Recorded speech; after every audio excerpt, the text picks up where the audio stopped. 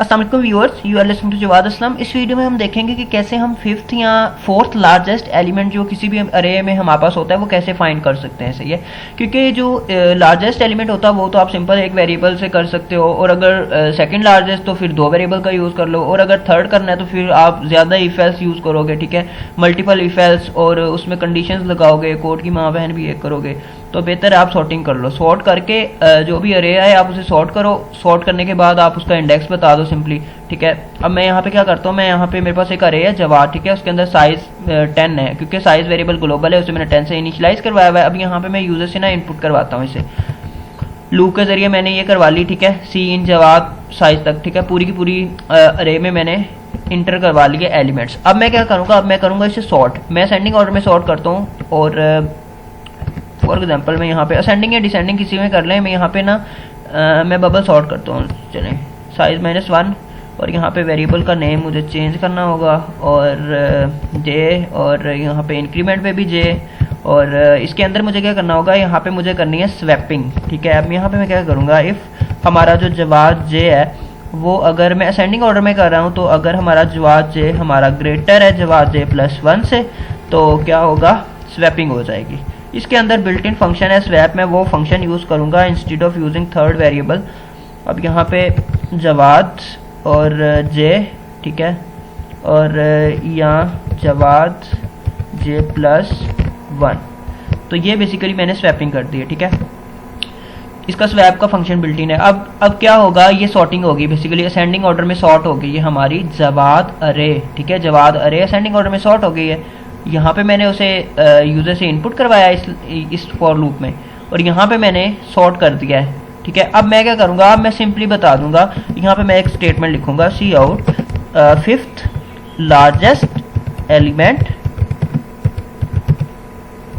Is माशाल्लाह। अब यहाँ पे उस एलिमेंट का इंडेक्स बेसिकली, अब अरे हो गई ये सॉर्ट। ठीक है, मैं यहाँ पे लिखूंगा जी जवाद, जो भी मेरे पास साइज है -5।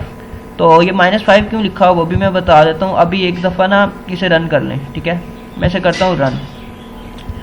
सॉर्ट किया, सबसे पहले इनपुट करवाई, देन उसे सॉर्ट किया, फिर उसका इंडेक्स बता दिया साइज -5।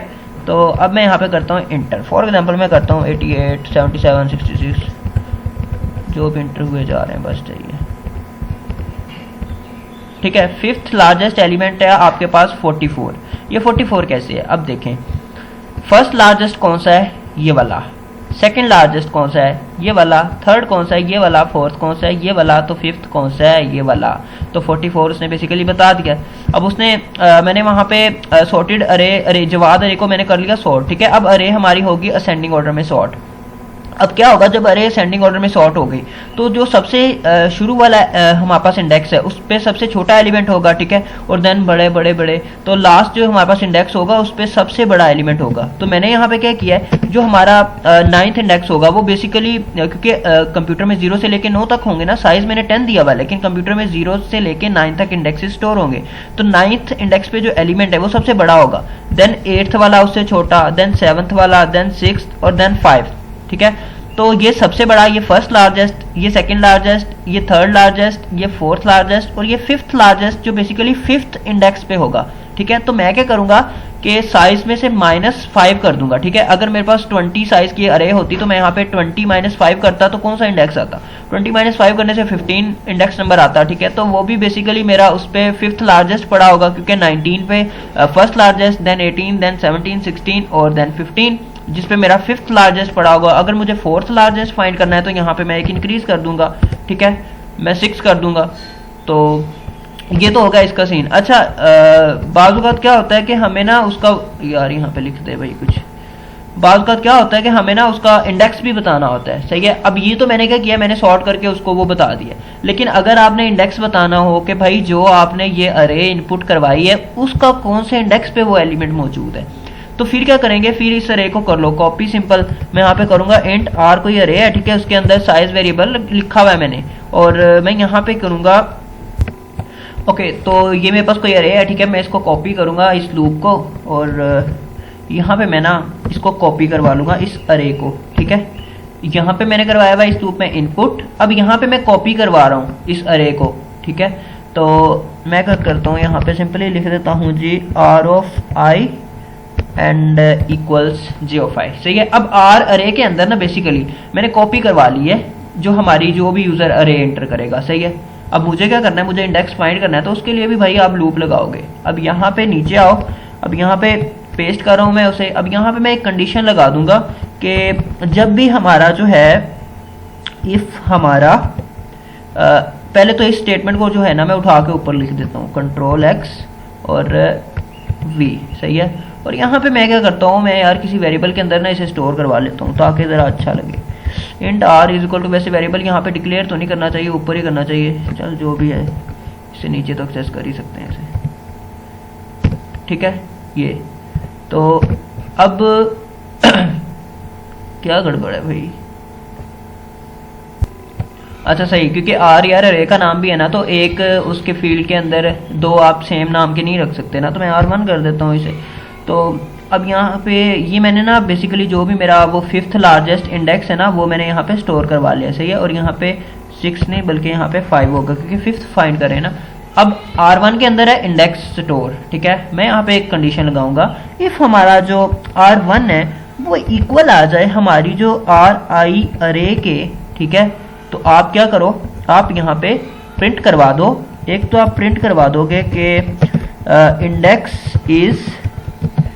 इज आप इंडेक्स बता दो जो भी इंडेक्स होगा आई का, और यहाँ पे आप बता दो उसको कि एलिमेंट इज, आपके पास जो एलिमेंट है वो है एलिमेंट इज, आपके पास जो भी एलिमेंट होगा वो R1 में स्टोर है बेसिकली, तो R1 प्रिंट करवा दो। सही है। तो ये बेसिकली मैंने इंडेक्स भी बता दी है। सही है। अब यहाँ पे यूज़र करेगा इनपुट, यहाँ पे होगी कॉपी, जो भी अरे यूज़र इनपुट करेगा ना वो सेम की सेम अरे जो है वो आर के अंदर भी आ जाएगी। अब जवाद को मैंने फिर क्या किया, मैंने उस अरे को कर दिया सॉर्ट। उस अरे को मैंने यहाँ पे किया, इस यहाँ पे मैंने सॉर्ट किया उस अरे को। सॉर्ट करने के बाद मैंने क्या किया, मैंने यहाँ पे किसी वेरिएबल के अंदर ना उसका जो 5th लार्जेस्ट इंडेक्स है वो स्टोर करवा लिया। ठीक है। पहले मैंने वो एलिमेंट फाइंड किया है जो सबसे लार्जेस्ट है, फिर यहाँ पे मैंने इस लूप के अंदर उस एलिमेंट का इंडेक्स फाइंड किया क्योंकि आर आई के अंदर ओरिजिनल अरे पड़ी हुई है। यहाँ पे मैंने उसे कंपेयर कर लिया कि जब हमारा जो ये वाला है ना वो आर आई अरे में मिल जाए ना उसे, तो फिर वो इंडेक्स बता दे कि भाई वो किस इंडेक्स पे पड़ा हुआ है ओरिजिनली। तो अब मैं इसे करता हूँ रन, तो ये अब मेरे पास इंडेक्स भी बताएगा और ये मुझे एलिमेंट भी बताएगा। तो अब मैं यहाँ पे इंटर क्या करूँ, 9 8 7 6 5 4 3 2 22, चल जो भी है। Index is 2, element is 7। अब देख लें, फर्स्ट लार्जेस्ट ये, सेकंड लार्जेस्ट ये, थर्ड लार्जेस्ट ये, फोर्थ ये और फिफ्थ ये। तो यार इसका जो इंडेक्स नंबर 2 पे मैंने एंटर किया था ना ओरिजिनल अरे में, ये 0 इंडेक्स है, ये 1 है, ये 2 है, तो इसने वो इंडेक्स भी बता दिया। सही है। अब इस तरह आप कर सकते हो। और अगर आपने 2D अरे का करना हो, फॉर एग्जांपल यहाँ पे कोई 2D अरे होती है, तो उसमें भी बाकी सारा काम सेम होगा, सिर्फ आपने ना 2D अरे को ना सिर्फ आपने 1D अरे में कन्वर्ट कर लेना है। सिंपल, वो एक लूप से हो जाता है, मतलब आप एक नहीं बल्कि 2 लूप से। तो आप 2 लूप लगाओ और उसे कन्वर्ट कर लो 2D अरे को, सिंपल। तो ये इसका सीन होता है थोड़ा सा।